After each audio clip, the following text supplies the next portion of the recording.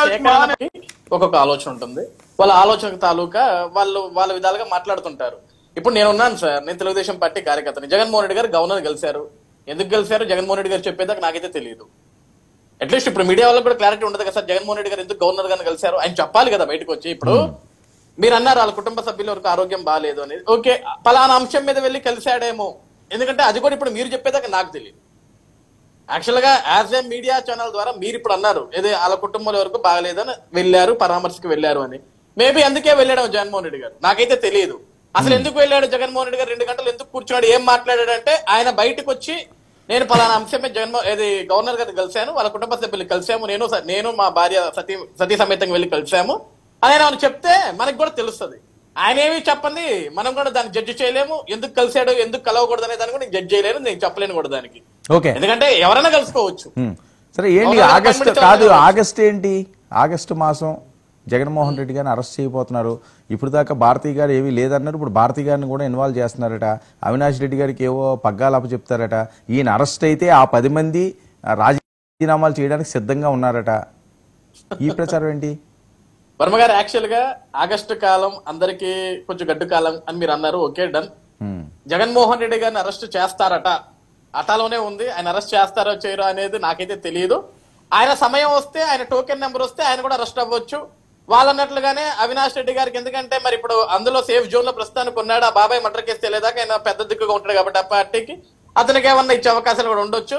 ఎందుకంటే ఈ లిక్కర్ కేసులో యాక్చువల్ గా భారతీ సిమెంట్స్ లో కొన్ని లావాదేవీలు నడిచాయి. ఎందుకంటే ఆ భారతీ సిమెంట్స్ కి ఎవరైతే డైరెక్టర్ ఉన్నారో బాలాజీ గోవిందప్ప, అతను కూడా విచారణలో ఉన్నాడు, అతను కూడా అరెస్ట్ అయి ఉన్నాడు. కాబట్టి అక్కడ ఏమన్నా భారతీ మేడం గారి పేరు ఏమన్నా వస్తుందేమో అన్న ఆలోచనతో అందరూ మాట్లాడుతుండొచ్చు.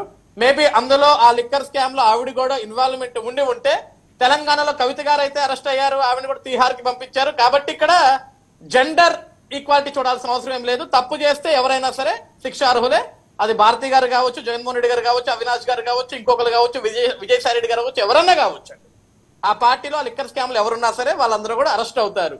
ఈ రోజు రేపు ఆగస్టులోనే అరెస్ట్ అవుతారా, లేకుంటే రేపు 31వ తారీఖు అరెస్ట్ అవుతారా, 30వ తారీఖు అరెస్ట్ అవుతారా అంటే అది నేను చెప్పలేను.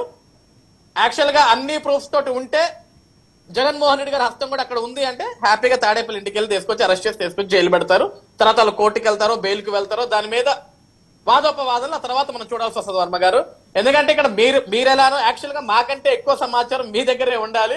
ఆగస్టు నెలలో జగన్మోహన్ రెడ్డి గారు అరెస్ట్ అవ్వబోతున్నారా అనేది. ఎందుకంటే ఈ రోజు పొలిటికల్ గా మేము అందరూ చెప్తాం జగన్మోహన్ రెడ్డి గారు అరెస్ట్ అవ్వచ్చు, అరెస్ట్ చేస్తారు, తీసుకెళ్లొచ్చు. ఆయనతో పాటు భారతీ గారు కూడా లిక్కర్ స్కామ్ లో ఉందేమో, అరెస్ట్ చేస్తే ఆమెను కూడా చేయొచ్చు అని మేము అనొచ్చు. కానీ మాకంటే ఎక్కువ ఇన్ఫర్మేషన్ మీ దగ్గర ఇంటర్నల్ ఇన్ఫర్మేషన్ మీ దగ్గర ఎక్కువ ఉంటుంది మీడియా ద్వారా. ఎందుకంటే జగన్మోహన్ రెడ్డి గారు పలానా అంశంలో ఉన్నారు, వాళ్ళ కుటుంబ సభ్యులు కూడా ఉండొచ్చు, అరెస్ట్ అవుతారేమో, మీరే అవుతారేమో అన్నప్పుడు మాకు కూడా అదే ఏమో లాగానే ఉంటుంది. మేబీ అన్ని విషయాలు బయటకు వస్తే జగన్మోహన్ రెడ్డి గారు కూడా అరెస్ట్ అవుతారు. ఓకే, అరుణ గారు ఏంటి మిథున్ రెడ్డి గారితో ఇదేమీ ఆగేదా లేదు, డైరెక్ట్ గా జగన్మోహన్ రెడ్డి గారికి లింక్స్ అన్ని వెళ్తున్నాయని చెప్పారు. భారతీ గారి పేరు ఇప్పుడు మళ్ళీ కొత్తగా వస్తున్నది. అసలు పార్టీ పగ్గాలు ఎవరికి అప్పు చెప్పాలా అన్న ఆలోచనలు కూడా చేస్తున్నారని, అసలు ఏది నిజమో ఏది అబద్ధమో అర్థం కాని పరిస్థితి అయిపోయింది ఆంధ్రప్రదేశ్ రాజకీయాల్లోని. సార్, ప్యానల్ పెద్దలకి, మీకు వీక్షకులకి నమస్కారం సార్. లిక్కర్ కుంభకోణం అనేది పెద్ద స్థాయిలో జరిగింది అని చెప్పేసి సాక్షాత్తు వైసీపీ నుంచి బయటకు వచ్చినట్టు ఎమ్మెల్యేలే మీడియా ముఖంగా ఆధారాలతో సహా కేంద్రంలో ఉన్నటువంటి పెద్దలను కలిసి మరీ ఆధారాలు సబ్మిట్ చేసి మీరు ఎలాంటి సపోర్ట్ ఇవ్వమన్నా మేము ఇస్తాము, ఎక్కడెక్కడ తప్పిదాలు జరిగాయి అనేది కూడా మేము తెలియజేస్తాం ప్రభుత్వానికి, అలాగే మీరు ఏర్పాటు చేసినటువంటి వ్యవస్థకు అని చెప్పేసి స్వయాన వాళ్ళ ఎంపీలే ప్రెస్ ముందుకు వచ్చి చెప్పి లిక్కర్ స్కామ్ జరిగింది, ఢిల్లీలో కుంభకోణం అనేది జస్ట్ నీటి బిందువు అయితే ఆంధ్రప్రదేశ్ లోది సముద్రం జరిగిందని చెప్పినటువంటి మాట వాస్తవం, ఇది క్లియర్. దీనికి సంబంధించి ఆల్రెడీ ప్రభుత్వం సిట్ను ఏర్పాటు చేసి దాని మీద ఆల్రెడీ దర్యాప్తు కొనసాగుతున్నటువంటి విషయం ఇది క్లియర్. అందులో ఇన్వాల్వ్ అయి ఉన్నటువంటి ఒక్కొక్క నాయకుడు విచారణకి అటెండ్ అవుతున్నటువంటి విషయం ఇది క్లియర్. అందులో భాగంగానే మిథున్ రెడ్డి గారు కూడా అంటే కింది స్థాయి నుంచి ఒక్కొక్కరు స్టెప్ బై స్టెప్ చివరి నాయకత్వం వరకు కూడా వస్తూ ఉంది సిట్ విచారణ అనేది. అందులో భాగంగానే మిథున్ రెడ్డి గారు కూడా విచారణకు వెళ్లారు. బెయిల్ కి ట్రై చేసినప్పటికీ కూడా కోర్టు నిరాకరించినటువంటి విషయం కూడా మనకు తెలుసు. తర్వాత నెక్స్ట్ స్టెప్ ఎవరు అనేది ఆటోమేటిక్ గా ప్రభుత్వం మద్యం షాపులు నడిపింది కాబట్టి ఖచ్చితంగా అప్పుడున్నటువంటి ప్రభుత్వంలో పెద్ద తలకాయగా ఉన్నటువంటి ముఖ్యమంత్రికి కూడా ఇందులో లావాదేవీల్లో వాటాలు ఉంటాయి అన్నటువంటి సందేహాలు, అలాగే దానికి సంబంధించినటువంటి సాక్ష్యాలు కూడా ఉండేటువంటి అవకాశం అయితే ఉంది డెఫినెట్ గా. దీంట్లో జగన్మోహన్ రెడ్డి గారు ఏమి శుద్ధపూస అని చెప్పేసి మనం క్రియేట్ చేయడానికి వీలేదు, ఎందుకంటే ప్రైవేట్ గా అమ్మలేదు మద్యం, ప్రభుత్వం అమ్మింది క్లియర్లీ. రెండవది, డిజిటల్ పేమెంట్ ని కూడా క్యాన్సిల్ చేసింది కూడా ప్రభుత్వమే. అలాగే భారతీరెడ్డి గారి పేరుని ఇవాళ అంటున్నారు. సహజంగా ఏంటి అంటే తాడేపల్లి ప్యాలెస్ కి వెళ్లేటువంటి రాజకీయ వ్యవహారాలు ఏవైనా సరే భారతిరెడ్డి గారు కూడా కనిపించుకుని మాట్లాడతారు అనేది గతంలో మనం విన్నాం కొన్ని సందర్భాల్లో. ఈ లిక్కర్ స్కామ్ కు సంబంధించి ఆర్థిక లావాదేవీల్లో ఆవిడ కూడా ఏమైనా ఉన్నారేమో, అది మనం జస్ట్ ఇప్పటి వరకు అది ఊహలుగానే ఉన్నాయి. రానున్న రోజుల్లో దర్యాప్తుల్లో బయటపడాల్సిన అంశాలు కాబట్టి వాటి గురించి మనం ముందుగానే ఎవరిని దోషులుగా చెప్పడమో లేదంటే ఇంకొకరు దోషులు కాదని చెప్పేసి నిర్ధారించడం ఇవి కూడా కరెక్ట్ అయినటువంటి పద్ధతులు కాదు ఆల్రెడీ సిటీ విచారణలో ఉన్నప్పుడు. కాబట్టి డెఫినెట్ గా ఈ కేసులో ఎవరున్నా అందరినీ అరెస్ట్ చేస్తేనే ప్రభుత్వం మీద అలాగే విచారణ వ్యవస్థల మీద ఖచ్చితంగా ప్రజలకు నమ్మకం కలిగిద్ది. లేదంటే దీంట్లో కూడా తప్పుదారులు పట్టి ఎగ్జామిషన్లు ఉన్నాయంటే మాత్రం ఖచ్చితంగా వ్యవస్థల మీద ప్రజలకు నమ్మకం పోయింది. అంటే డబ్బు ఉన్న వాళ్ళకి ఒకలాగా, డబ్బు లేని వాళ్ళకి ఒకలాగా న్యాయ వ్యవస్థలు పనిచేస్తాయి అన్నటువంటి ఎప్పటి నుంచో ఉన్నటువంటి నాడు నుండి ఇంకా కొనసాగించినట్లుగా అయిపోద్ది కూటమి ప్రభుత్వం మీద కూడా. సార్ అంటే మీకేమైనా అనుమానాలు ఉన్నాయా కూటమి నుంచే వాళ్ళకి హెల్ప్ దొరుకుతుంది అని?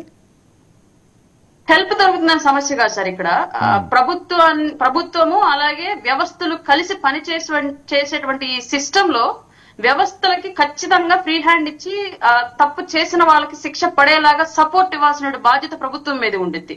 అలా చేసినప్పుడే మనం పారదర్శకంగా పాలన కొనసాగిస్తున్నాం అన్నటువంటి నమ్మకాన్ని ప్రజల్లో కలిగించగలం. అలా లేకుండా వేరేలాగా వెళ్తే ఖచ్చితంగా ముందు ప్రభుత్వాలు ఎంతో ఈ ప్రభుత్వాలు అంతే అన్నట్లుగా ప్రజల్లో ఒక విధానం వెళ్ళిద్ది అన్నది మాత్రం చెప్తున్నాను నేను. Okay Shekhar,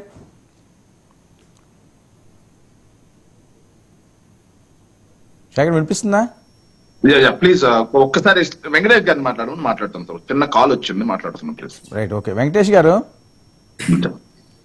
very good evening. Very good evening అండి. ఏంటండి జగన్మోహన్ రెడ్డి గారు ఆగస్టులో అరెస్ట్ కాబోతున్నారట, ఏదో సెంటిమెంట్లు అని చెప్పి జరుగుతున్న ప్రచారం. గవర్నర్ దగ్గరికి భేటీ కూడా ఏదో కీలకమైన అంశాలు మాట్లాడుకున్నారట. భారతీరెడ్డి గారి వైపు కూడా వెళ్తున్నాయట ఈ రూట్స్ అన్ని కూడాని. ఆమెను కూడా అరెస్ట్ చేసే అవకాశం ఉంటుంది. పార్టీ పగ్గాలు అవినాష్ రెడ్డికి అప్పచెప్పబోతున్నారట, వీళ్ళు రాజీనామాలు చేయబోతున్నారట. ఏం జరుగుతుంది ఆంధ్రప్రదేశ్లో? లిక్కర్ స్కామ్ అంత సీరియస్గా ఉందా? వాళ్ళ ఏమీ లేదు అంటారు, పారదర్శకంగా చేసేవంటారు, కానీ వస్తున్న వార్తలు అయితే చాలా దూరం వెళ్తున్నాయి. ఇప్పుడు ముందుగా 99 వీక్షకులకి అలాగే ప్యానల్లో ఉన్నటువంటి అధికార ప్రతినిధులకి అందరికీ కూడా very good evening. Liquor scam దాని యొక్క విచారణ ఏ రకంగా జరుగుతుంది అనేది ఒకటి కోర్టులో చూస్తున్నాము. రెండోది మీడియా డిబేట్స్ లో కానివ్వండి, మీడియా లీకేజెస్ ఏవైతే ఉన్నాయో వార్తలు, వీటన్నిటిలో కూడా చూస్తున్నాం. సాక్షాత్తు అధికార పార్టీ అధికార ప్రతినిధికి లేని ఇన్ఫర్మేషన్ ఈ రాష్ట్రంలో మరొకరికి ఉండేటువంటి అవకాశమే లేదు. ప్రభుత్వంలో ఉన్నటువంటి పార్టీల్లో ఖచ్చితంగా ఇప్పుడు అజయ్ గారు కానివ్వండి, లేకపోతే అరుణ గారు కానివ్వండి, అరెస్ట్ చేస్తారట, భారతి గారు కూడా ఉన్నారట, లేకపోతే తాడేపల్లి ప్యాలెస్ వాచ్మెన్ తో సహా అందరూ ఉన్నారట అని కూడా, ఇవన్నీ అటాలే కదా. దీనికి కాంకరెంట్ ఇన్ఫర్మేషన్ ఇప్పటి వరకు ఏ కేసులో కూడా పర్టికులర్ గా ఇదిగో ఇక్కడ ఈ క్రైమ్ జరిగింది, దీనికి సంబంధించి ఈ ఎవిడెన్స్ ఉంది అని చెప్పేసి అని క్రిస్టల్ క్లియర్ గా చెప్పినటువంటి పరిస్థితి. చార్జ్ షీట్ లో పేర్లు ఉన్నాయి అంటే అనుమానాలు రావా సార్? యాజ్ ఏ అడ్వకేట్ గా చెప్తున్నాను, చార్జ్ షీట్ లో మీ పేరు నా పేరు కూడా పెట్టొచ్చు. చార్జ్ షీట్ లో రాసుకోవడానికి ఏముంది? మీ సీఈఓ గారు చెప్తే మీరు చేస్తారు, నా సీనియర్ చెప్తే నేను చేస్తాను. అధికారంలో ఉన్నటువంటి పార్టీ ముఖ్యమంత్రి గారు చెప్పినా లేకపోతే ముఖ్యమంత్రి అరెస్టులు అవుతున్నాయి కదండి, చార్జ్ షీట్ లో ఉన్న వాళ్ళ పేర్లు ఒకటి అరెస్టులు అవుతున్నాయి కదా. ప్రభుత్వం, నేను ఎప్పటి నుంచో చెప్తున్నాను సార్, ప్రభుత్వం ఖచ్చితంగా కోర్టులో చెప్పినప్పుడు మాత్రమే, ఆ నేరారోపణ నిరూపితమైనప్పుడు మాత్రమే వాళ్ళు నిందితులు అవుతారు. అరెస్ట్ చేయడానికి ఏముంది? మిథున్ రెడ్డి గారిని అరెస్ట్ చేశారు, చంద్రబాబు నాయుడు గారిని అరెస్ట్ చేశారు, ఇది ప్రూవ్ అవ్వాలి కదా. రెండోది, ఇప్పుడు జగన్మోహన్ రెడ్డి అనే అతను వ్యక్తి కొత్తగా ముఖ్యమంత్రి అయినటువంటి వ్యక్తి. ఇంతకుముందు పరిపాలన అనుభవం ఈ రాష్ట్రం మొత్తాన్ని ఏకఛత్రాధిపత్యంగా ఏలినటువంటి పరిస్థితి అతనికి తెలీదు. అతను కొత్తగా ఫస్ట్ టైం ముఖ్యమంత్రి. కానీ చంద్రబాబు నాయుడు గారు ఈ దేశంలోనే one of the senior most CM.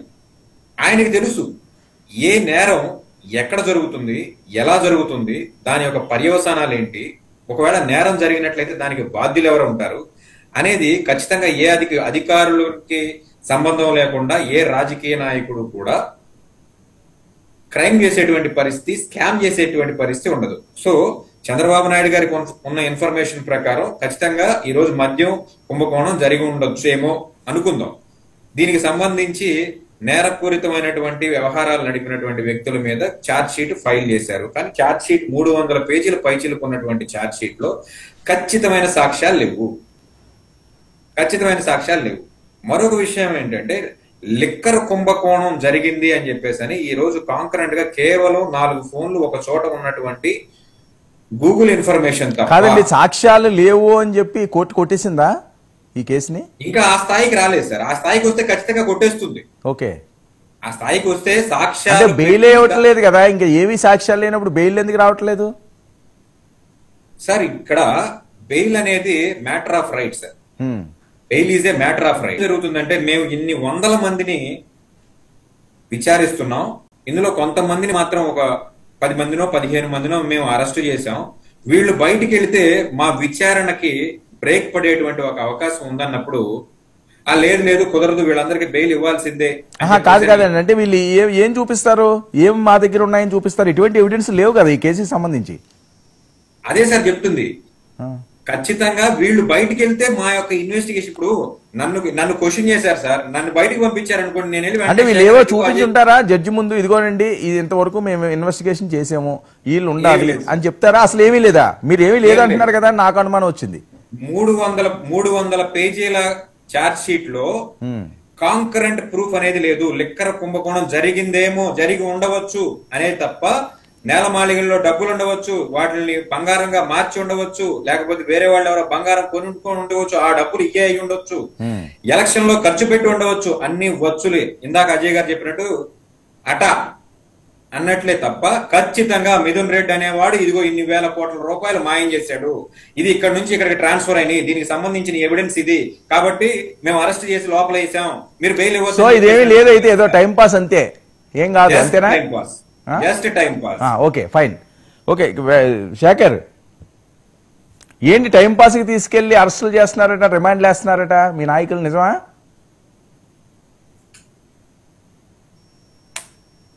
నమస్తే అండి వర్మ గారు, మీకు తోటి ప్యానలిస్టులకి అలాగే 99 టీవీ వీక్షకులందరికీ కూడా వెరీ గుడ్ ఈవినింగ్ సార్. ఇప్పుడు ఏదైతే అట అన్నారు కదా సార్, ఆ అటాలే సార్ ఈ మొత్తం. మీరు ఒక్కసారి నేను ఒక్కటి చూపిస్తాను సార్, ఒక్కసారి చూడండి సార్. ఇది చార్జ్ షీట్ పేజ్ నెంబర్ చెప్పండి. Charge sheet page number actually point number 53, page number 17. దాంట్లో సార్ ఏముందంటే సార్, వీళ్ళంతా కిక్ బ్యాక్స్ డబ్బులు మొత్తం కూడా వేరే కంట్రీస్ కి తరలించారంట, షెల్ కంపెనీలు పెట్టారంట. కానీ ఆ షెల్ కంపెనీల పేర్లు కనుగొనడంలో సిట్ విఫలం చెందిందంట సార్. రెడ్ ఫ్లాగ్స్ వస్తున్నాయంట. అదే విధంగా డబ్బులు అక్కడికి వెళ్ళాయంట, ఎలా వెళ్ళాయి, ఎంత వెళ్ళింది అనేది కనుగొనడంలో షిట్ విఫలం చెందుతుందంట సార్. సార్ ఏదైతే మొట్టమొదటి ఎఫ్ఐఆర్ వేసిన డేట్ సార్, ఒకసారి చూడండి. ఎఫ్ఐఆర్ వేసిన డేటు 21/2004, ఫస్ట్ ఇన్ఫర్మేషన్ రిపోర్ట్. దీంట్లో అప్రాక్సిమేట్లీ 4,000 కోట్ల రూపాయల కుంభకోణం జరిగింది అట, కానీ ఎవరు చేశారో తెలియదు అట.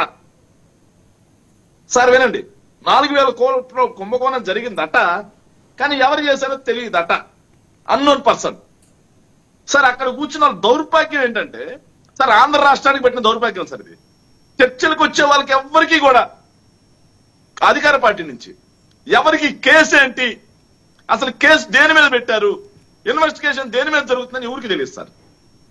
మీడియా కార్యక్రమాల్లో చర్చలు పెట్టే వాళ్ళకి కూడా జగన్మోహన్ రెడ్డి ఎప్పుడు అరెస్ట్, భారతీ రెడ్డి ఎప్పుడు అరెస్ట్, మిథున్ రెడ్డి ఎప్పుడు అరెస్ట్, ఆర్ఎన్ ఎప్పుడు అరెస్ట్, ఇతను ఎప్పుడు అరెస్ట్ అని తెప్పిస్తే అసలు కేసు ఏంటి, సిట్టు దర్యాప్తు దేని మీద జరుపుతా ఉంది, వాళ్ళని లోపలికి పంపించినప్పుడు రిమాండ్ రిపోర్ట్ లో ఏం తెలుపుతా ఉంది, మొన్న వేసినటువంటి ఛార్జ్ షీట్ లో ఏం తెలిపింది, అది ఏం అక్కర్లేదు సార్. ఎల్లో మీడియా ఒకటి రాస్తారు, దాన్ని పట్టుకుని రాష్ట్ర వ్యాప్తంగా అట అట అట అట అట. ఏంటి కేసు సార్? అరుణమ్మకి మొన్న కూడా చెప్పాను నేను సార్, ఛార్జ్ షీట్ లో గాని, ఎఫ్ఐఆర్ లో గాని, రిమాండ్ రిపోర్ట్ లో గాని ఎక్కడా కూడా డిజిటల్ పేమెంట్స్ చేయకుండా ఉన్న డబ్బు పక్కకి తరలించారని లేదు. కేసు అది కానే కాదు, అసలు చూసుకోండి, కేసు అది కానే కాదు సార్. క్యాష్ రూపేనా తీసుకున్న డబ్బుని దారి మళ్లించారనేది కేసు కాదు. ఎందుకంటే ఆ డబ్బు మొత్తం స్వయాన ఏదైతే ఏపీఎస్బిసిఎల్ కి సంబంధించినటువంటి ఖాతాలో జమ చేయబడింది. సరే ఓకే, అవి అవి అవి నిగ్గు తెలుస్తానండి. అది అది అది చూసుకుంటుంది కోర్టు, అది చూసుకుంటుంది ఎవిడెన్స్ ఏంటి. కాదు ఈ అరెస్టులు ఏంటి, కాదు ఈ అరెస్టుల సంగతి ఏంటి, భారతీయ గారు పేరు ఎందుకు తీసుకొస్తున్నారు సడన్ గా?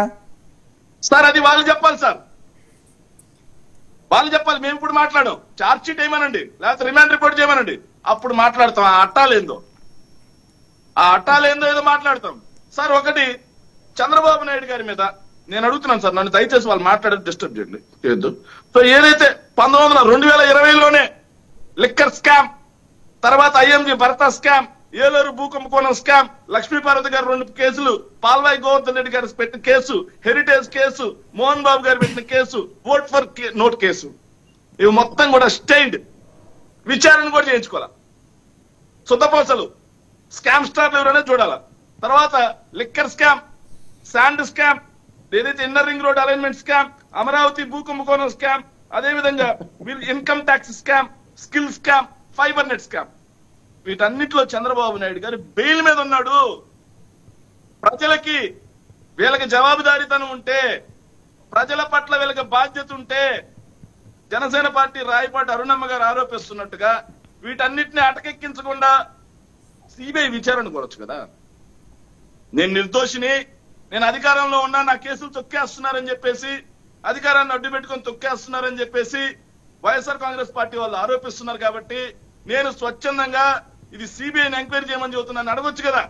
అంత చిత్తశుద్ధి ఉంటే అట్టాలు కూడా అయితేట అది స్కామ్లు, ఇదిగా స్కామ్ సార్. ఇంకోటి సార్, పాపం వాళ్ళు ఎవరో తిలక్ నగర్ ఇండస్ట్రీస్ అని సార్ ఛార్జ్ షీట్ లో పాయింట్ ఉంది సార్, బాగానండి. వాళ్ళు 110 కోట్ల రూపాయలకు బంగారం కొన్నారట, దానికి జిఎస్టీలు ఉన్నాయట, బిల్లు చెల్లించారట సార్. నేను కూడా 10 లక్షలు బంగారం కొంటాను సార్, నేను నాకు డబ్బులు ఉన్నాయి, నేను కొంటా. అది మీకు ఇస్తే కదా స్కాము, మీకు నేను ట్రాన్స్ఫర్ చేస్తే కదా స్కాము, మీ దగ్గర కనుగొనబడితే కదా స్కాము. నేను కొనుక్కున్న బంగారం నా ఇంట్లో ఉంటే అది స్కామ్ ఎట్లా అవుతుంది? అట్ట పొంతన లేకుండా ఛార్జ్ షీట్ లో సార్ ఒకటి మీరు ఎందుకు లోపల పెడుతున్నారని అడిగారు సార్. ప్రభుత్వం యొక్క హస్తాలు పెద్దవి, వెంకటేష్ గారు చెప్పినట్టు. ఎందుకంటే పెట్టినప్పుడు వీళ్ళు ఎక్కడే కూడా ఎవిడెన్స్ చూపించాలి. చంద్రబాబు నాయుడు గారి గవర్నమెంట్ లో చంద్రబాబు నాయుడు గారిని మేము అరెస్ట్ చేసినప్పుడు ఏ కంపెనీ నుంచి ఏ కంపెనీకి డబ్బు వెళ్ళింది, ఈ కేసు ఎక్కడి నుంచి వచ్చింది, పూణేలో జిఎస్టీ వాళ్ళు కనుగొనడం వల్ల వచ్చింది, తర్వాత ఇన్కమ్ ట్యాక్స్ రిటర్న్స్ చూపించాం, తర్వాత పెండ్యాల శ్రీనివాస్ అనే అతను అమెరికా పారిపోయాడు, మొత్తం జడ్జి గారికి ఎవిడెన్స్ పెట్టబట్టి చంద్రబాబు నాయుడు గారు 56 రోజులు జైల్లో ఉన్నారు. కానీ ఇక్కడ ఏం చేస్తున్నారో తెలుసా సార్, ఎక్కడా కూడా నో ఎవిడెన్స్. సో 200 సార్ ఇటు నిజంగానే సార్ నేను అడుగుతున్నా, చిత్తశుద్ధి ఉంటే ఫస్ట్ ఎఫ్ఐఆర్ పెట్టినప్పటికీ ఫస్ట్ ఏదైతే ఛార్జ్ షీట్ వేసి క్లోజ్ చేసేస్తున్నారు. 299 రోజులు ఇన్వెస్టిగేషన్ చేశారు సార్. 299 రోజుల తర్వాత కూడా వీళ్ళు ఫైనల్ ఛార్జ్ షీట్ ఎందుకు వెళ్ళిపోయారు? కేంద్ర ప్రభుత్వం వెళ్ళదే, కేంద్ర ప్రభుత్వ దర్యాప్తు సంస్థలు వెళ్ళవే, రాష్ట్ర ప్రభుత్వం వెళ్ళదే, రాష్ట్ర ప్రభుత్వ దర్యాప్తు సంస్థలు వెళ్ళవే, మోడీ గారు వెళ్ళవెక్తే అవసరమైతే ప్రపంచ స్థాయి దర్యాప్తు సంస్థలను కూడా వాడుకునే వెసులుబాటు ఉంది. మరి 299 రోజుల తర్వాత కూడా పూర్తి స్థాయి ఛార్జ్ షీట్ ఎందుకు లేదు? ఇంకా దర్యాప్తులోనే ఉందట.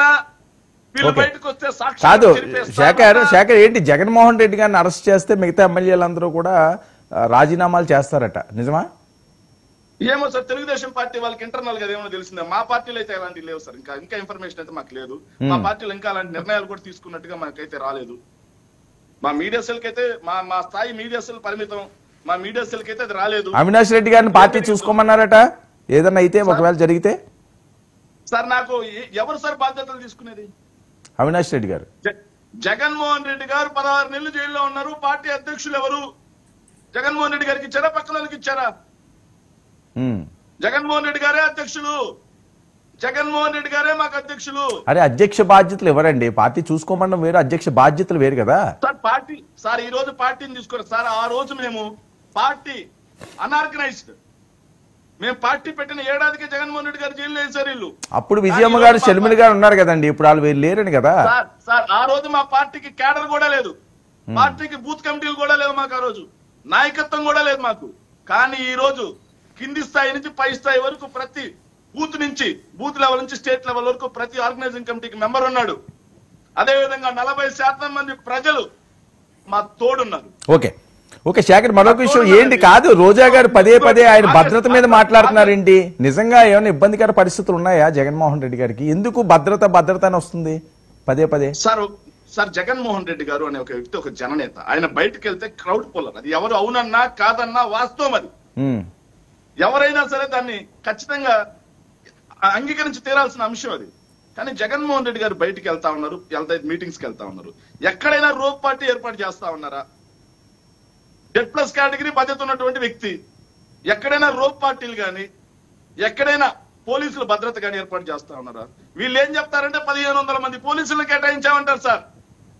అందులో 1400 మంది పోలీసులు ఆ సభకి జనాలు ఎలా రాకుండా ఆపాలి, వచ్చిన వాళ్ళని ఎలా బారికేట్లేసి ఆపేసేయాలి, నాయకులందరికీ ఎలా ఏదైతే హౌస్ అరెస్టులు చేయాలి, వాళ్ళందరికీ కూడా ముందుగానే మెమోలు ఎలా జారీ చేయాలి అనే దాని మీద శ్రద్ధ పెడుతున్నారు తప్పిస్తే జగన్మోహన్ రెడ్డి గారి మీద శ్రద్ధ పెట్టట్లా. చూస్తా ఉన్నారు అభిమానులు అందరూ పైన పడిపోతా ఉన్నారు. వాళ్ళల్లో అభిమానులు ఉంటారు, శత్రువులు ఉంటారు, ఎవరు చూస్తారు? సో భద్రత కల్పించాల్సిన బాధ్యత ప్రభుత్వం మీద ఉందా లేదా అనేది వాళ్ళే తెలుసుకోవాలి. బయట వినిపిస్తాను, చేస్తే రేపు చంద్రబాబు నాయుడు గారికి ప్రభుత్వం భద్రత ఉపసంహరించవచ్చు, గవర్నమెంట్ మారిన తర్వాత లోకేష్ గారికి ఉపసంహరించవచ్చు. రోజా గారు వాళ్ళ అబ్బాయి కూడా చాలా ఆవేదన వ్యక్తం చేస్తున్నాడు మమ్మల్ని ట్రోల్స్ చేయొద్దని. సార్ నేను చెప్తున్నాను చూడండి సార్ రాష్ట్రంలో సార్ తెలుగుదేశం పార్టీకి లోకేష్ గారు, అదే విధంగా జనసేన పార్టీకి పవన్ కళ్యాణ్ గారు వచ్చిన తర్వాత రాష్ట్ర రాజకీయాలు భ్రష్టు పట్టిపోయింది. లక్ష్మీభారతి గారి మీద ట్రోల్స్ ఎక్కడ మొదలైంది? ఇది షర్మిల గారి మీద ట్రోల్స్ ఎక్కడ మొదలైంది? ఇవన్నీ ఆ విశ్వ సంస్కృతికి బీజం ఎవరేశారు? దాన్ని ఖచ్చితంగా సార్ నేను అన్ని పార్టీల గురించి చెప్తున్నాను సార్. నేను ఒక పార్టీ అని చెప్తలేను, నేను ఒక మనిషిగా చెప్తున్నాను, ఒక ఆడపిల్ల తండ్రిగా చెప్తా ఉన్నా. ఆడవాళ్ళ జోలికి మనం ఎంత వెళ్ళకపోతే సమాజం మనల్ని అంత హర్షిస్తుంది. అది ఎవరైనా ఏ పార్టీ అయినా. ఆడవాళ్ళ కంటి కన్నీరు పోసుకున్న వాళ్ళు ఎవరు కూడా సుఖంగా ఉండరు. అది ఎవరైనా ఏ పార్టీ వాళ్ళైనా కాదు. అరుణ గారు ఏంటి ఊపిరి పీలుస్తున్నారా, ఊపిరి వదులుతున్నారా?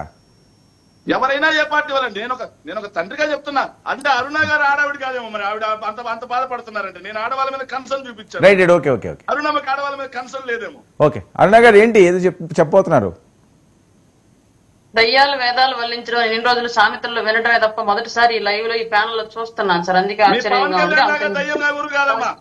పవన్ కళ్యాణ్ అంత దయ్యం పవన్ కళ్యాణ్ అంత నీచమైన కుసంస్కారం ఎవరికి లేదు. ఇప్పటి వరకు మీరు మాట్లాడుతుంటే శేఖర్ క్లాస్ టాక్ వద్దు. శేఖర్ మీరేం మాట్లాడినా ఆవిడ విన్నారు. శేఖర్ ఒక నిమిషం. శేఖర్ మీరేం వినండి. శేఖర్ ఒక్క నిమిషం.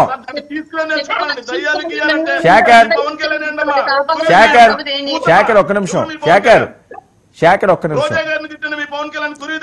సరే శేఖర్ వినాలి. శేఖర్ అట్లాగా సార్ నేను మంచిగా సరే ఓకే. క్రాస్ టాక్ వద్దు. నేను ఇస్తున్నాను కదా, నేను అవకాశం ఇస్తున్నాను కదా. క్రాస్ టాక్ వద్దు. అరుణ మాట్లాడండి. వినిపిస్తుంది సార్, మాట్లాడండి సార్. గత 5 ఏళ్ల పాటు వీళ్ళు అసలు ఆర్గనైజింగ్ గా ఒక టీమును పెట్టి ఆ టీమ్ లో ఎవరు ఎంతమందిని ట్రోల్ చేస్తే, ఎవరు ఎన్ని బూతులు తిడితే, ఎవరు ఎన్ని మార్పింగ్లు చేస్తే వాళ్ళకి అంత డబ్బులు అని చెప్పేసి ఒక వ్యవస్థను పెట్టి నడిపించి మమ్మల్ని అందరినీ అనరాని మాటలు అనిపించి మమ్మల్ని అన్న వాళ్ళకి వీళ్ళు ప్రత్యేకంగా వాళ్ళకి డబ్బులు ఇచ్చి, వాళ్ళకి అకామిడేషన్ ఇచ్చి, వాళ్ళకి పనులు ఇచ్చి, వాళ్ళని సంపాదించుకోమని చెప్పి వాళ్ళకి పదవులు ఇచ్చి ఇష్టారీతిగా వీళ్ళు వ్యవహరించి వాళ్ళ పదవి పోయిన తర్వాత, అధికారం పోయిన తర్వాత ఆడపిల్లలు అన్న విషయం గుర్తొచ్చింది సార్. మేమందరం ఆయన పిల్లలతో పాటు మేము ఆడపిల్లలవి, ఆడపిల్లల జోలికి రాజకీయాలు ఎవరు వెళ్ళకూడదు అన్నటువంటి నిజమైనటువంటి సూక్తులు వాళ్ళు మాట్లాడుతుంటే నిజంగానే ఆశ్చర్యంగానే ఉంది సార్. ఎవరికైనా గత 5 ఏళ్ల పాటు ఎంత దారుణాలు జరిగాయో అందరికీ తెలుసు.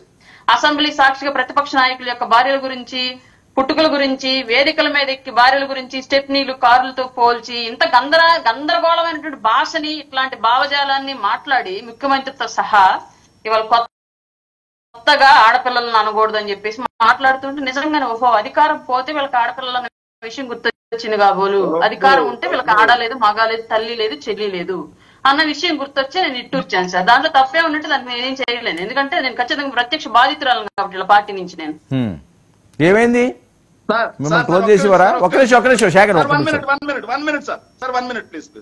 మా పార్టీ నుంచి కాదు సార్ బాధితురాలు ఆవిడ. వాళ్ళ పార్టీ నుంచి బాధితురాలు.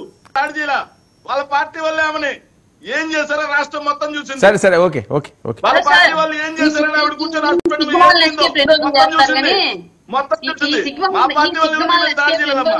మీ పార్టీ వాళ్ళే విచక్షణ రహితంగా నీ మీద ఒక ఆడపిల్ల అని కూడా చూడకుండా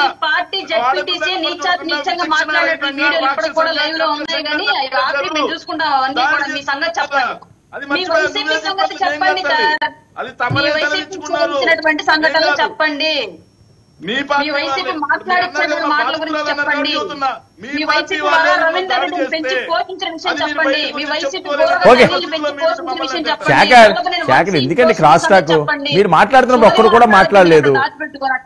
ఇస్తున్నాను కదా అవకాశం. ఛాన్స్ అడుగుతారు, మళ్ళీ క్రాస్ టాక్ చేస్తారు.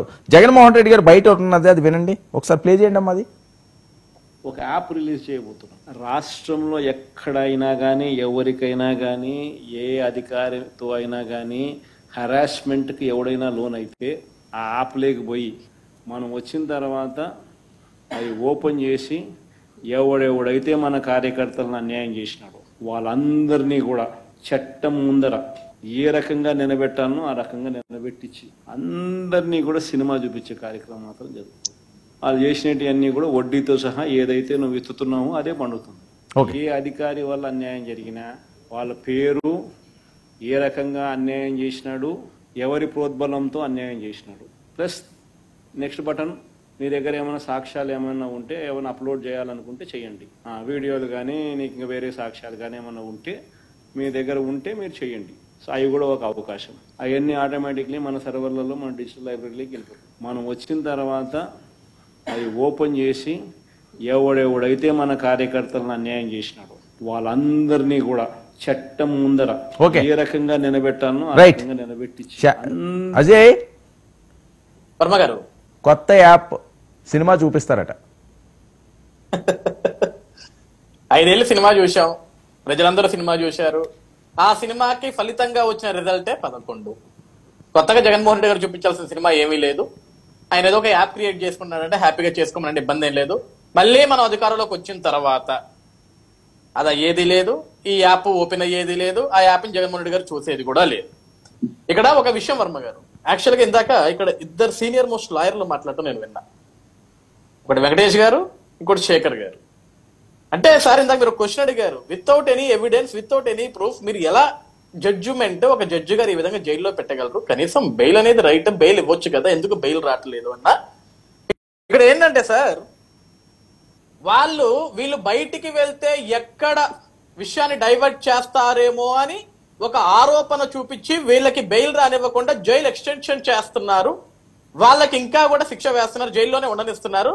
కాబట్టి వాళ్ళ దగ్గర ఎటువంటి ఆధారాలు లేకపోయినా సరే జడ్జి గారిని మ్యానిపులేట్ చేస్తున్నట్టు ఎప్పుడు చెప్పారు సార్. అంటే న్యాయ వ్యవస్థ రాంగ్ ఇంటర్ప్రిటేషన్ ఇవ్వద్దా శేషాజ గారు? మీరు తలకిందులుగా తపస్సు చేసినా కానీ న్యాయ వ్యవస్థను మెయింటైన్ చేస్తారు అన్న మాట నా నోటి నుంచి రాదు. మిమ్మల్ని అనట్లే, వినండి వెంకటేష్ గారు, లెట్ మీ కంప్లీట్. అలా చెప్తున్నారని కన్వర్సేషన్ పార్టీ వాళ్ళకు ఉన్న జబ్బు ఏంటంటే నచ్చినట్టు మీరు మార్చేస్తారు. మీరు అన్నారు కదా, మార్చొద్దండి దయచేసి. మేము మాట్లాడినారు కదా, మేము బౌండ్ అయి ఉన్నాం, మీరు కూడా అలా ఉండండి. మీరు వినండి అంటున్నా, వినండి. ఇందాక మీరు మాట్లాడుతుంటే అట్టా నేనల్లా వినండి. ఏది డిబేట్ స్టార్టింగ్ కి వెళ్తే వర్మ గారు అన్నారు అట్టా అని, దానికి నేను చెప్పా, నేను వచ్చి అట్టా అని చెప్పలా. కావాలంటే డిబేట్ అయిపోయిన తర్వాత మళ్ళీ పెట్టుకొని విని నాకు చెప్పండి. కాబట్టి ఎదుటోడిని మన మీద ఒక రాయేయాలి బురదేయాలన్నప్పుడు ఫస్ట్ క్లారిటీగా డిబేట్ ఏంటో వినండి. నేనేం అట్టా నా అంతరికి నేను అల్లా, వర్మ గారు అన్నా, దానికి నేను సమాధానం చెప్పా, తర్వాత మాట్లాడదాం దాని గురించి. వెయిట్. ఇక్కడ ఏంటంటే వర్మ గారు అంటే జడ్జి గారికి పాపం తెలియదు, ఏదో ఒక లాయర్, ప్రభుత్వం తరపున ఒక లాయర్ మాట్లాడితే జడ్జి గారు శిక్ష చేస్తారు, బెయిల్ ఎవరు బెయిల్ క్యాన్సిల్ చేస్తారు.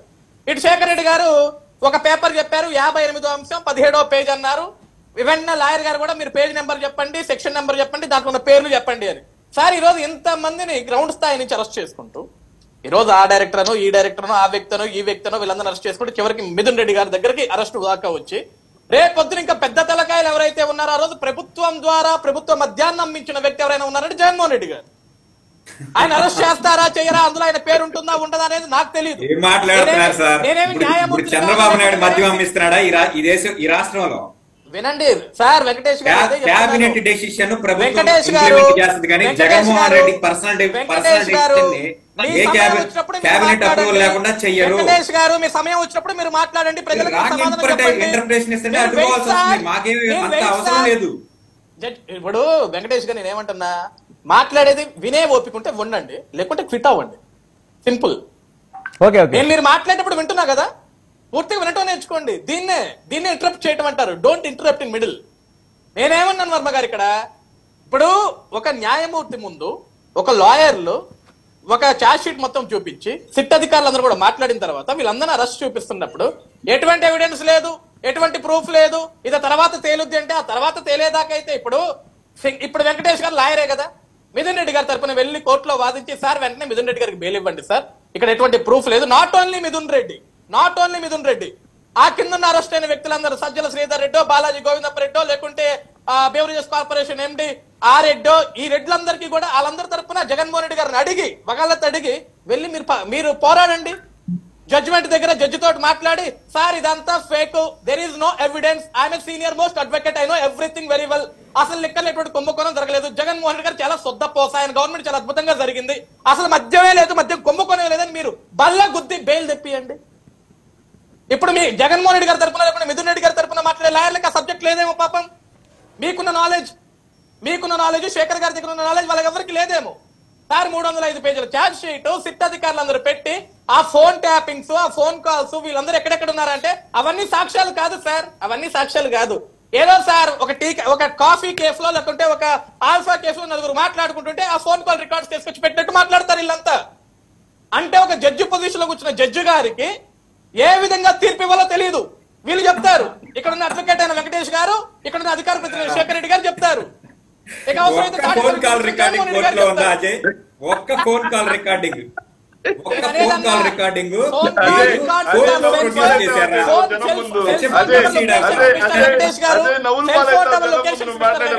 Right right okay phone call recording. Okay Ajay Ajay Ajay Ajay ఒక నిమిషం అండి, ఒక నిమిషం సార్ వర్మ గారు లీగల్ ఆస్పెక్ట్ చెప్తున్నాడు కాబట్టి ఒక్కసారి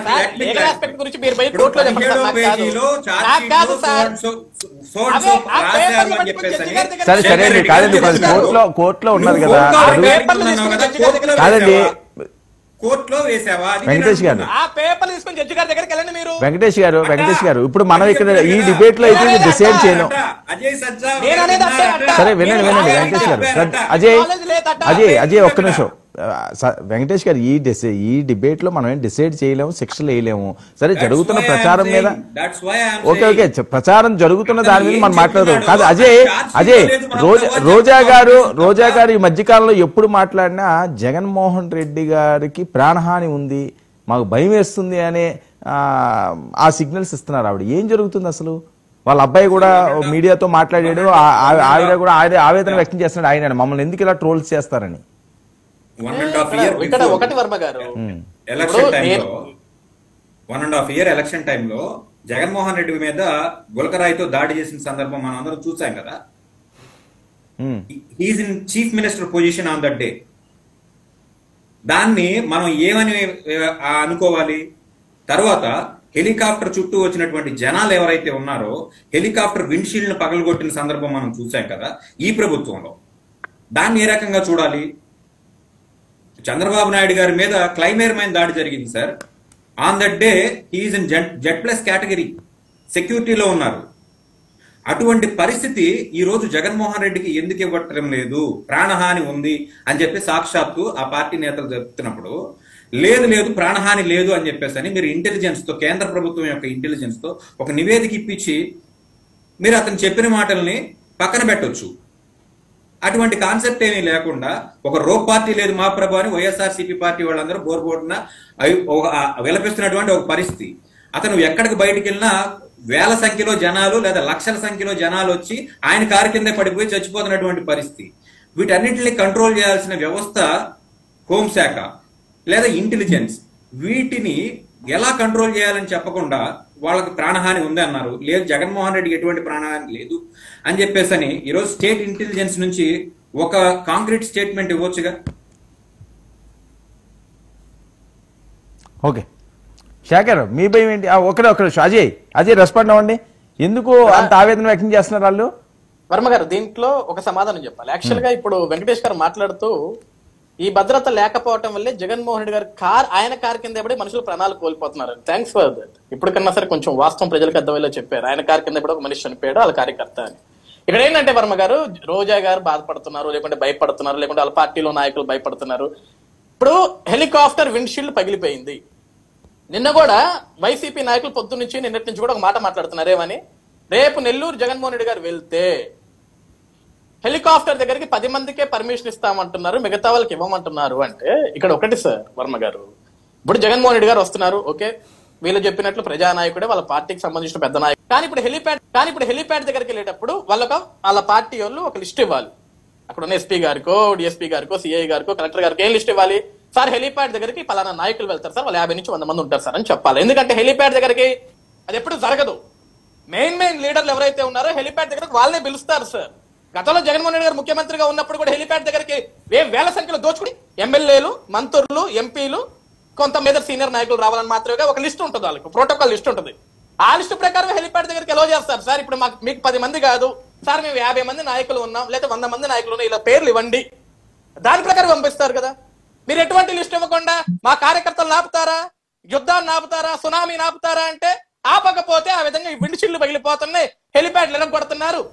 జగన్మోహన్ రెడ్డి గారిని కాపాడుకోవాల్సిన కార్యకర్తలే, ఆయన మీద ఏక కూడా వాళ్ళకుండా చూసుకోవాల్సిన కార్యకర్తలే ఆయన మీద పడి సెల్ఫీలు దిగుతుంటే ఆయనకు ఊపిరాన్ని ఇవ్వట్లేదు.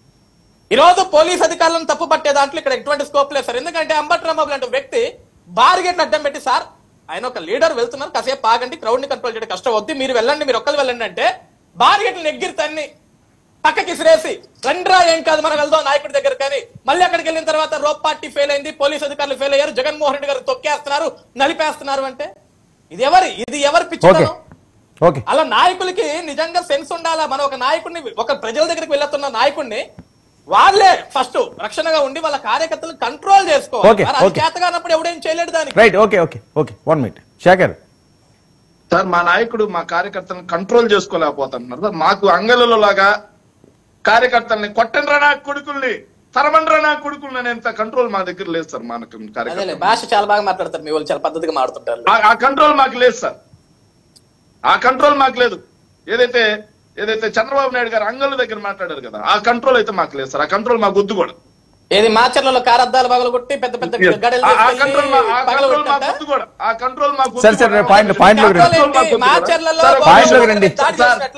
అజయ్, నువ్వు మాట్లాడి గమ్ముకున్నా కదా. అజయ్ 2 నిమిషాలు ఆగు అజయ్, ఆగాలి. నెల్లూరులో సార్ నల్లపరెడ్డి ప్రసన్న కుమార్ రెడ్డి గారి ఇంటి దగ్గరికి జగన్మోహన్ రెడ్డి గారు వెళ్ళొచ్చంట, కానీ ఒక్కరే వెళ్ళాలంట సార్. ఆయన వెంట చీమ కూడా తిరగకూడదంట సార్ సిటీలో. ఆయన వెనకాల ఒక వెహికల్ కూడా పోకూడదంట సార్. జగన్మోహన్ రెడ్డి గారు హెలిప్యాడ్ దగ్గరికి 10 మందిని అలో చేస్తారు, లోపలికి 10 మందిని అలో చేస్తారు సార్. ఎవరైనా సరే పోలీసు భద్రతా వలయం ఉంటుంది, బయట ఉంటారు చాలా మంది, కానీ హెలిప్యాడ్ అంటే లోపలికి 10 మందిని అలో చేస్తారు. లేకపోతే మా పార్టీకి సంబంధించినటువంటి మా జిల్లానే 10 మందికి అని చెప్పారు. 10 నియోజకవర్గాలు ఉన్నాయి. మరి మిగతా సీనియర్ లీడర్స్ ఎవరు వెళ్ళడానికి లేదా? జగన్మోహన్ రెడ్డి గారిని కలవడానికి లేదా? మితిమీరిన అణచివేత నుంచే ప్రజా విప్లవాలు మొదలవుతాయి. అది తెలుగుదేశం పార్టీ రుచి చూడక తప్పదు, వెయిట్ చేయండి సార్. ఒకటి అజయ్ మాట్లాడుతూ ఉన్నాయి కదా. అదే నేను దయచేసి జనాల్లో నవ్వుల పాలు కావద్దు. ఎందుకంటే కాల్ రికార్డ్ సార్ ఇది మిథున్ రెడ్డి గారి మీద పెట్టినటువంటి ఛార్జ్ షీట్, అది రిమాండ్ రిపోర్ట్ సార్. ఇది Mithun Reddy garu remand report sir. Remand report లో సార్ ఏదైతే పేజీ నెంబర్ 20 నుంచి ఇచ్చారు sir, reasons and grounds for arrest of mister PV Mithun Reddy అని.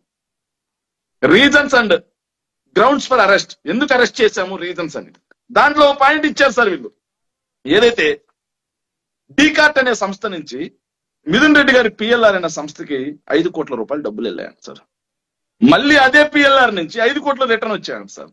దానికి విత్ ఎవిడెన్స్ నేను ముందే చెప్పాను, ఇప్పుడు మనం డిసైడ్ చేయలేము. మీరు ఆ రికార్డులు చెప్పినా ఎవరికి అర్థం కాదు. అది కోర్టులో చూసుకుంటది. అదే అంటున్నాను, అది కోర్టులో చూసుకుంటది. ఇప్పుడు ఇందాక వెంకటేష్ గారు కూడా ఏం చెప్పారు, ఇక్కడ మనం డిసైడ్ చేసేది కాదని. దానివల్ల మీరు ఎంత చెప్పినా సరే దానివల్ల ఏంటి ఉపయోగం చెప్పండి నాకు. అది కోర్టు, మీరు వెళ్ళి వాదించండి.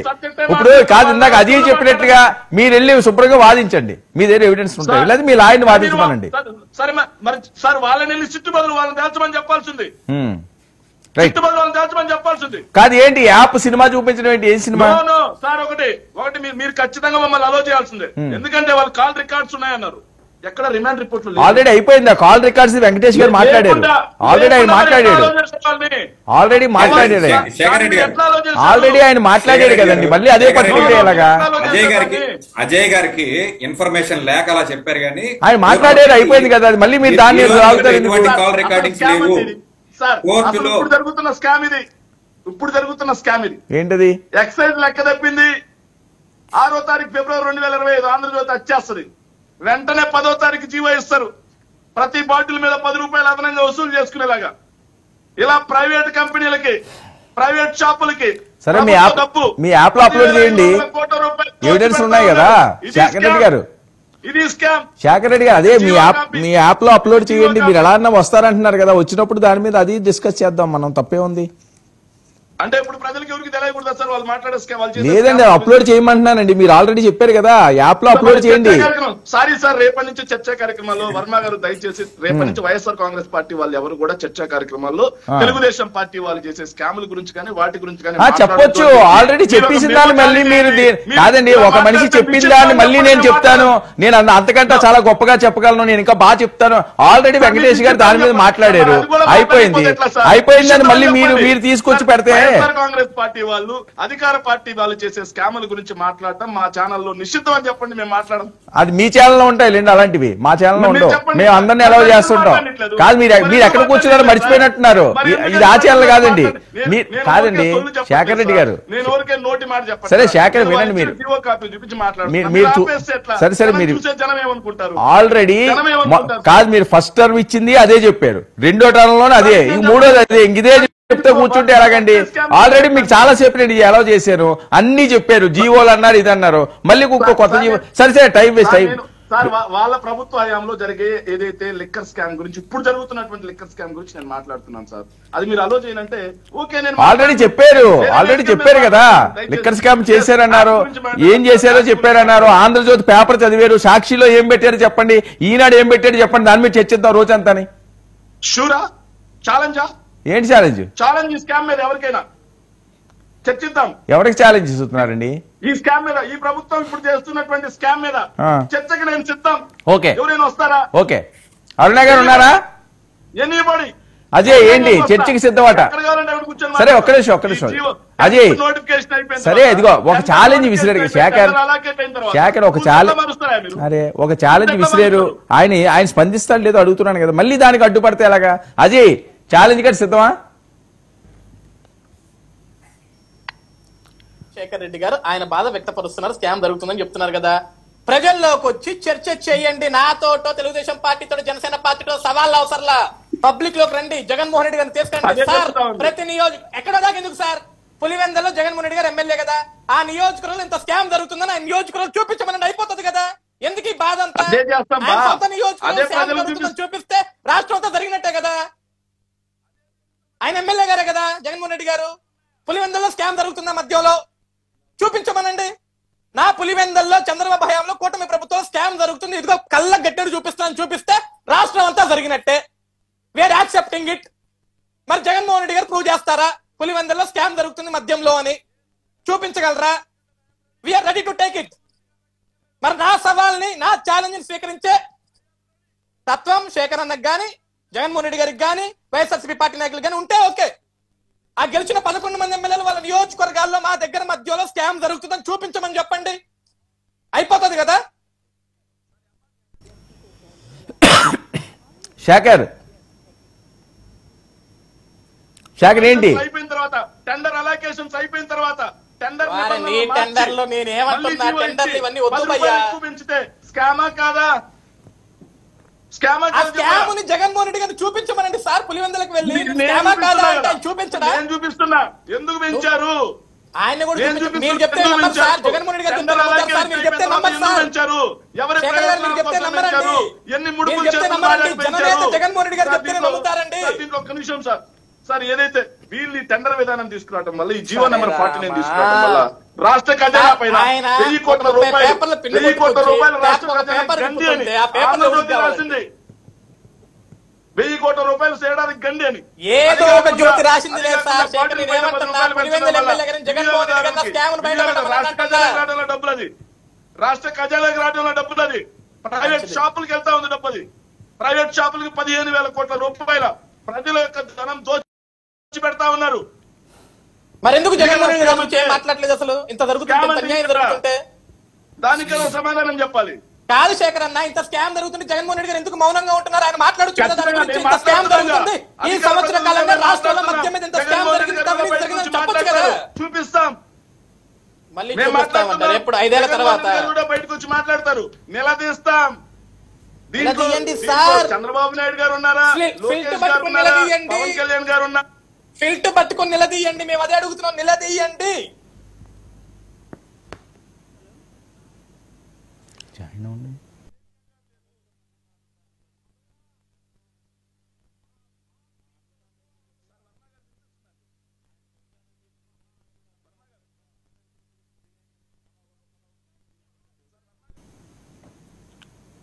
వెంకటేష్ గారు, మీ ఎక్స్పీరియన్స్ ఏంటండి దీనికి ఎండ్ కార్డు?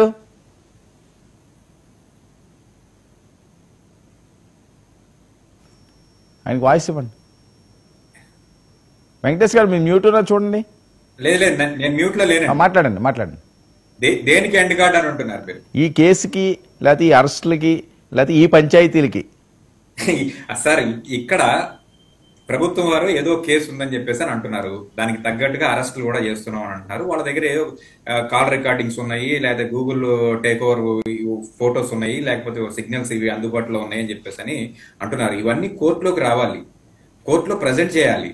ప్రజెంట్ చేసిన తర్వాత దాని మీద జగన్మోహన్ రెడ్డి గారు తీసుకొచ్చుకున్నటువంటి భూమి నుంచి దిగి వచ్చిన లాయర్లు, లేకపోతే నాలాంటి చిన్నపాటి లాయర్లు దీని మీద విశ్లేషణ చేసుకుంటాము. కోర్టులో మాట్లాడే అవకాశం వచ్చినప్పుడు ఖచ్చితంగా మాట్లాడతాము. ఏంటి, చంద్రబాబు నాయుడు గారు ఢిల్లీ నుంచి తీసుకొచ్చి కాలు మీద కాలు వేసి ఏంటి డైరెక్ట్ గా మొహం మీద మాత్రమే ఓపలేదు ఆ రోజు లోద్రా గారు, కావాలంటే ఫోటో కూడా చూపిస్తాను. ఏంటి, అలాంటి లాయర్లను తీసుకొచ్చుకుంటారు. ఎందుకంటే అధికారంలో ఉన్నప్పుడు ప్రభుత్వంలో కానీ, లేకపోతే ఈ రోజు ఈ దేశంలోకెల్లా డబ్బులున్న ముఖ్యమంత్రి ఈ రాష్ట్రంలో ముఖ్యమంత్రి, కానీ ఈ దేశంలోకెల్లా అత్యంత పేదరికంలో ఉన్నటువంటి రాష్ట్రం ఆంధ్రప్రదేశ్ రాష్ట్రం. కాబట్టి పెద్ద లాయర్లు తెచ్చుకుంటారు కాబట్టి ఆబ్వియస్ గా వాళ్ళ వైపు న్యాయం ఉంటే వాళ్ళ వైపు న్యాయం జరుగుతుంది. మా ఈ వైఎస్ఆర్సీపీ పార్టీ వైపు ఉంటే వైఎస్ఆర్సీపీ పార్టీ నాయకులు వైపు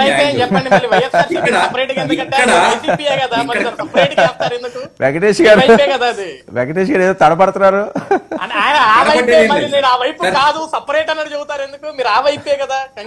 అలాగా సార్, ఏ వైపు ఉన్నా ఇప్పుడు ఆ వైపు ఉన్నాం కదా అని చెప్పేసి ఆ వైపును మాట్లాడాము అనుకోండి, మీరు అన్నట్లుగా అక్కడ తప్పు చేస్తే అక్కడ కూడా అడిగేటువంటి అవకాశం ఉంది. మేము ఈ మధ్యలో ఎందుకు ఉంటాము అని అంటే, నేను చాలా డిబేట్ లో చెప్పాను, జగన్మోహన్ రెడ్డి గారు కూడా ఆయన శుద్ధపూస కాదు, ఆయన మీద 38 కేసులు ఉన్నాయి. ఆయన మీద కూడా అవి తేలే వరకు ఆయన కూడా నేరారోపణ ఉన్నటువంటి వ్యక్తే. కానీ ఆయన శిక్ష పడిన తర్వాత మాత్రమే ఆయన్ని మనం జగన్మోహన్ రెడ్డి దొంగ అని చెప్పేసి అని చెప్పగలం అని చెప్పేసి. వెంకటేష్ గారు థ్యాంక్ యూ. వెంకటేష్ గారు ఒక్క నిమిషం అండి. మరి ఆ నేరారోపణ ఉండి ఆ శిక్ష ప్రూవ్ కాకుండానే జగన్మోహన్ రెడ్డి గారు ఆర్థిక నేరగాడైపోతే ఇన్ని స్కాముల్లో ఉన్నటువంటి చంద్రబాబు నాయుడు గారిని మేము స్కామ్ స్టార్ అన్న తప్పేం లేదు. చంద్రబాబు నాయుడు గారికి కూడా ఏ రోజు కూడా నిందితుడనే ముద్ర వేయలేదు, అలా అని చెప్పి ఆయన కూడా శుద్ధపూస అని చెప్పేసి ఏ రోజు కీర్తించలేదు. At the same time Jaganmohan Reddy గారిని కూడా అదే విధంగా చూస్తాం కాబట్టి మేము అదే చెప్తాం. ఇప్పుడు ప్రభుత్వంలో ఉన్నప్పుడు జగన్మోహన్ రెడ్డికి ఫేవర్ గా మాట్లాడినట్టు అనిపిస్తుంది అంతే, ఎందుకంటే ప్రభుత్వానికి వ్యతిరేకంగా మాట్లాడతాం కాబట్టి. ఏమడుగుతున్నామంటే వరం గారు, మీ డిబేట్ ద్వారా అడిగేది ఏంటంటే, ఖచ్చితంగా మద్యం స్కామ్ జరిగినట్లయితే నిందితులందరూ అరెస్ట్ అవ్వాల్సిందే, నిందితులందరూ అరెస్ట్ అవ్వాలి, వాళ్ళకి శిక్షలు పడాలి.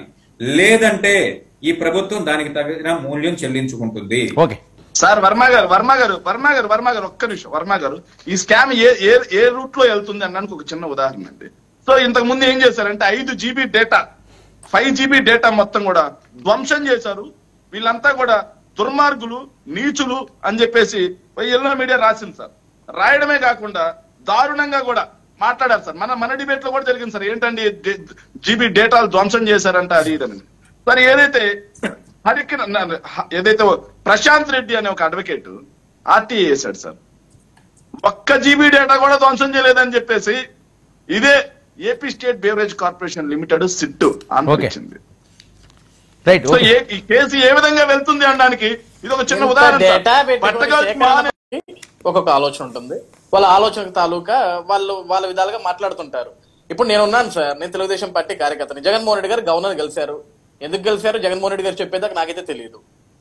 అట్లీస్ట్ ఇప్పుడు మీడియా వాళ్ళకి కూడా క్లారిటీ ఉండదు కదా సార్. జగన్మోహన్ రెడ్డి